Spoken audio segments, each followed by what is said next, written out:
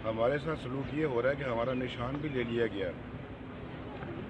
हमारे सेनेटर्स जो हैं वो बगैर निशान के इलेक्शन लड़े हैं, उनको अपना निशान से भी महरूम कर दिया गया, सिंबल से, मैं सिंबल की बात कर रहा हूँ। और लोगों के लिए बड़ा मुश्किल हुआ निशान के बगैर जो है वो किसी को पहचानना। तो ये बहुत ज़्यादती है।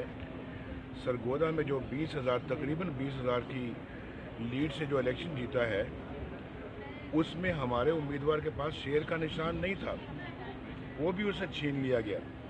जैसे सेनेटर्स से हमारे जो सेनेटर्स के उम्मीदवार थे, सेनेटर्स के जो उम्मीदवार थे उनसे निशान छीन लिया गया।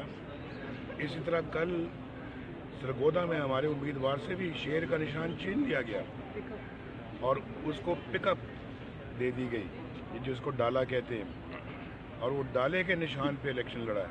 ये निशान छीनने से और ये क्या हमारा निशान मिटा देंगे?